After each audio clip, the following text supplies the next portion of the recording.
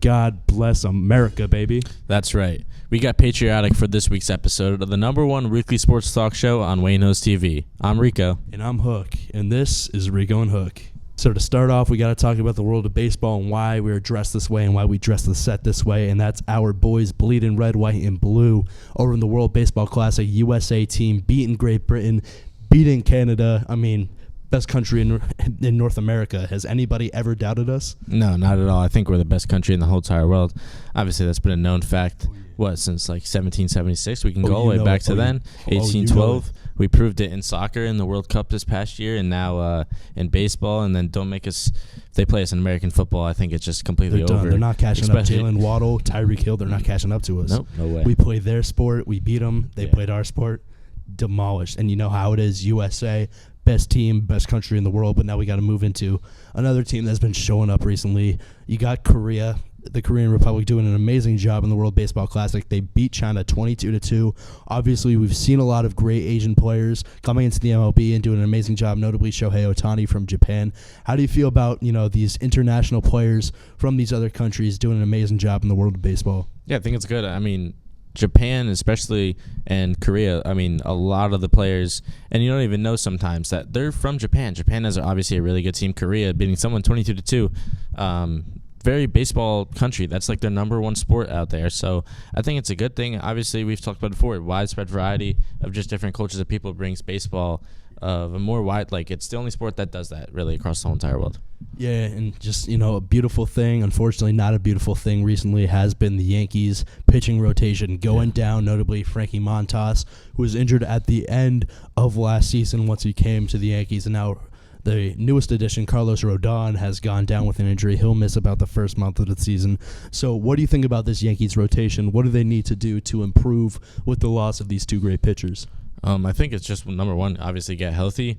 But they have a couple guys that they can bring up. Michael King and Domingo Germán are competing for that back end of the rotation. Well, now it used to be just the 5 spot, but now it's that 4 and 5 spot.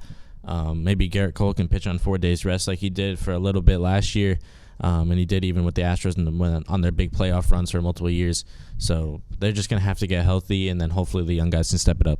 Like you said, it's all about turning that reliever into the back end of the rotation kind of starter. We saw it 2 years ago with Nestor Cortez. We saw it in 2020 with Jonathan Loaizaga.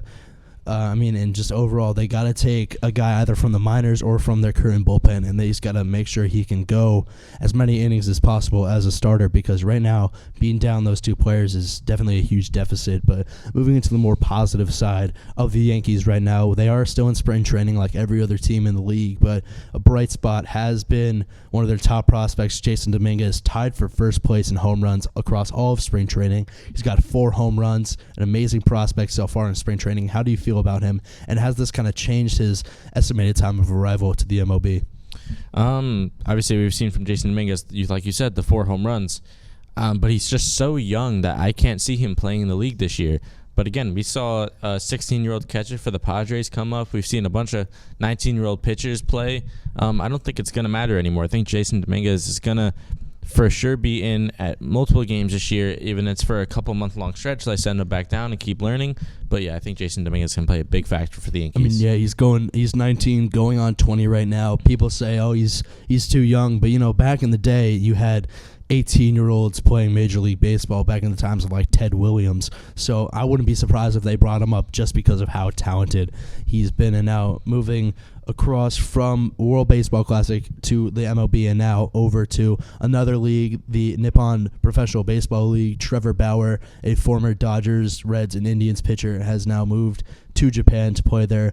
Obviously a lot of controversy with him, but how do you feel about, him kind of moving to Japan? Do you think he has a chance at reviving his career? Yeah, I think it's going to be a good thing. I'm thinking it's, a 1 or 2 year deal just to get, kind of started back up and get his throwing on a really routine. I know he does a lot of throwing in the offseason like every other pitcher does, but now he's getting late and almost falling out of his prime. He's around 30 now. But I think this is going to be his last opportunity to revive his MLB career.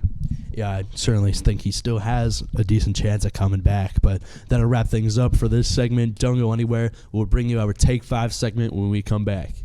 And now to wrap up the show, we have our Take 5 segment, where we will bring you our top 5s across the world of baseball. So I'm going to go first with my top 5 MLB pitchers. Number 1, I'm going to go with the two-way guy, Shohei Ohtani. And number 2, I'm going to go with my guy, Garrett Cole. Number 3, I can't believe I'm putting this one in there, but Justin Verlander. Number 4, thank God he's not with the Mets anymore, Jacob deGrom. And then number 5, kind of a bit of a surprise, Walker Buehler. Obviously hurt just about 2 years ago. I think he's going to get back into things this year. All great picks. Love to see Garrett Cole at number 2 above his Mets counterpart, Justin Verlander. Yeah, for sure. All amazing picks. So now I'm going to move into my top 5 World Baseball Classic teams. So to start off, I got to start with my home country, United States of America, greatest country, greatest baseball team of all time. Now I got to move into number 2, Japan. I mean, just an amazing all-around, well-built roster. So obviously you got to go with them. Number 3, I got the Dominican Republic, probably the best roster on paper, but with the way they've been performing recently, I have them drop down to 3. I got Puerto Rico at number 4 because, once again, just an amazing roster on paper, just haven't been performing to the level that people thought they were. And then at number 5, I got Great Britain. Nah, I'm just kidding. I don't have Great Britain's not in the top 5. They're all the way down below. Number 5, I got to go with Korea. I mean, obviously a 22-2 win. And, like Great Britain's making the top 5. Yeah, Great Britain should just not even be on the top 10, top 20 What list. are they doing in the World Baseball Classic? Yeah, honestly. Have you seen the jerseys? They should the Comic Sans jerseys. I can make better jerseys, to be honest. Before we go too far off, what's your next top 5? So my next top 5 is going to be the top 5 MLB power hitters. And at number 1, I think this is unanimous, obvious pick, Aaron Judge. Number 2, I have Mike Trout. Number 3, I have Ronald Acuna. Hopefully he gets back into things this year. I think he's going 30 for 30 like people have talked about. Kyle Schwarber, which seems to hit a home run in every single meaningful game across sports, or his sport. And he was hitting Britain too. Yeah. Every single. Oh, yeah. Yeah. And then number 5, I have Fernando Tatis. Obviously, we know what he was doing in the offseason, so I think it's going to give him a little more power going into next year. And keeping with the world of baseball, we got into baseball all episode long. So to finish things off, I got the top 5 spring training rising stars, just prospects who have overall shown a lot of interest in their teams. So to start off, I got to start with Jason Dominguez. Obviously. Oh, you already know who it is. Number 2, I got Ben Joyce. Coming out of Tennessee, obviously he throws heat up to 104 miles an hour for the Angels. Yeah. I got to go with him in number 2. Number 3, Parker Meadows has done an amazing job. A name not a lot of people knew about, but, coming in, he's done an amazing job. Number 4, I got Ronnie Mauricio, tied with Jason Dominguez in home runs, and a great player all around the infield as well for the Mets. And then number 5, I got to go with Ethan Salas. He's only 16 years old, and he had a very good defensive game. Great framing catcher. I know you know all about that, all about catching. So yeah, Ethan Salas did an amazing job for the Padres. You do an amazing job for Wayne Hills baseball. So we'll say that. You already know how it is. I got Ethan Salas at number 5. Yeah, I mean, all great picks. Obviously, I definitely agree with Jason Dominguez number 1. And then Ben Joyce, not talked about enough, throwing 105 miles per hour. I think that was his top speed back in college. Is just insane for being so young.